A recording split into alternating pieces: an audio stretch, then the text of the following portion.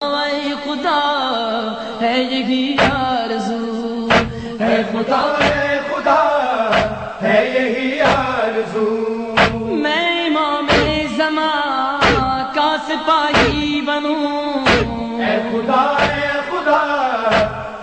معصوم فرماتے ہر شب جمعہ ہزارہا گنہگار وادی برہوت سے آزاد ہو جاتے ہیں۔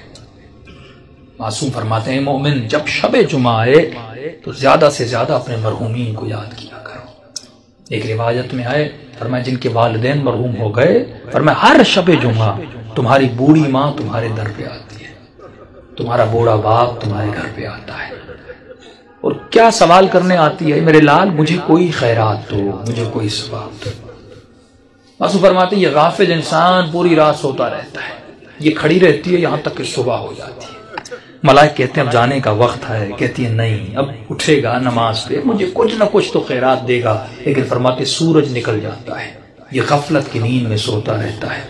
یہ بوڑھی ماں اور مرحوم روتا ہوا جاتا ہے اور کہتی ہے کہ میرے لال اگر تو آج مجھے کچھ دیتا تو میں بھی تمہارے لیے دعا کرتی۔ فرمایا والدین وہ واحد وجود ہے پروردگار عالم نے جو بنایا ہے، مرنے کے بعد بھی ماں کی دعا بیٹے کے حق میں قبول ہوتی ہے۔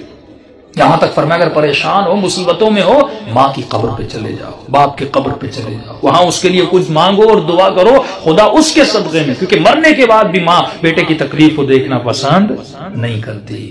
تو تصور کرو اس دنیا میں جس کو اللہ نے ماں بنایا وہ ہماری تکلیفوں کو برداشت نہیں کرتی،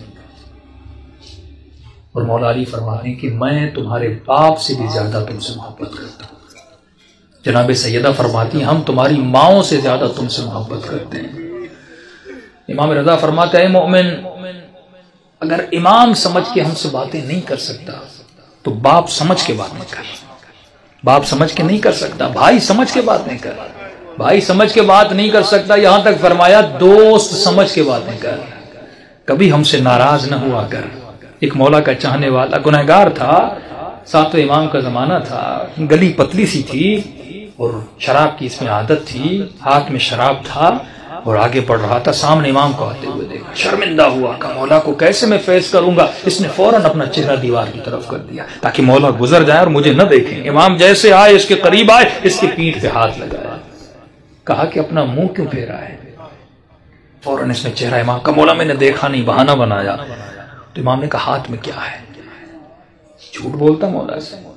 جس نے کہا کیسے بتاؤں ہاتھ میں شراب؟ اس نے جھوٹ بولا کہ مولا میرے ہاتھ میں شراب ہے، میرے ہاتھ میں دودھ ہے۔ تو امام نے کہا اگر دودھ ہے تو تھوڑا ہمیں بھی پلا، ہم بھی پینا چاہتے ہیں۔ اب کہتا ہے میرے ہاتھ کانپ رہے تھے، تھا تو شراب اس برتن میں، کروں تو کیا کروں؟ کہتا جیسے میں نے اس برتن سے اس شراب کو اتارا تو وہ دودھ میں بدل گیا۔ امام نے ایک جملہ کہہ کے اور آگے ہو کر گزر گئے، فرمایا تو میرا چاہنے والا ہے، ایسا رہو جیسا ہمیں پسند ہے۔ دوسری بات امام نے کہا خبردار کتنے بھی گنہگار کیوں نہ ہو جاؤ لیکن کبھی بھی ہم اہل بیت سے پیٹ نہ دیا کرو۔